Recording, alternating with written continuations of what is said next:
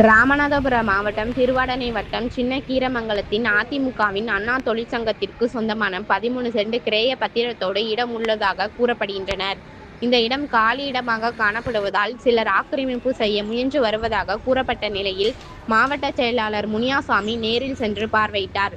பின்னர் இடத்தை ஆக்கிரமிப்பு செய்ய முயல்பவர்கள் மீது காவல்துறையினர் சட்ட நடவடிக்கை எடுக்க வேண்டும் எனவும், நடவடிக்கை இல்லா பட்சத்தில் சட்ட போராட்டத்தை முன்னெடுக்க நேரிடும் எனவும் எச்சரித்தார்.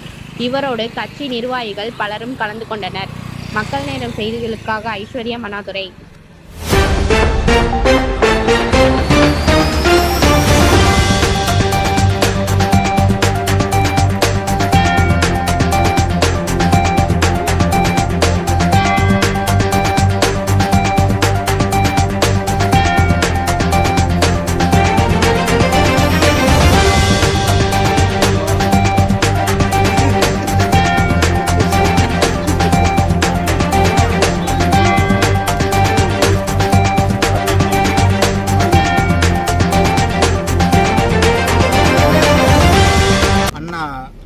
பஞ்சுநூல் ஆலைக்கு சம்மந்தப்பட்ட 78 வந்து நம்முடைய அனைத்து இந்திய அண்ணா முன்னேற்ற கழகம் அண்ணா தொழிற்சங்கத்திற்கு பஞ்சு ஆலைக்காக ஒதுக்கப்பட்ட அந்த இடம், கிரயமாக கொடுக்கப்பட்ட இடம்.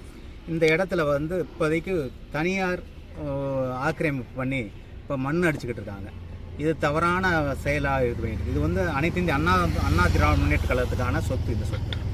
இந்த சொத்துடைய பட்டா எண் வந்து 863 சர்வே எண் வந்து 29/1. இதோட இது முழுக்க தொழிற்சங்கத்தை சார்ந்த சொத்து. இதில் தனியார் வந்து ஆக்கிரமிப்பு பண்ணி இப்போ மண்ணடிச்சுக்கிட்டு இருக்காங்க. இதை உடனடியாக நிறுத்த வேண்டும்.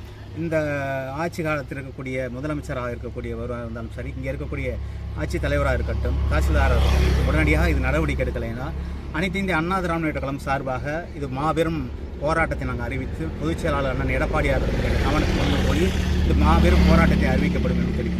உடனடியாக நடவடிக்கை எடுக்க வேண்டும்.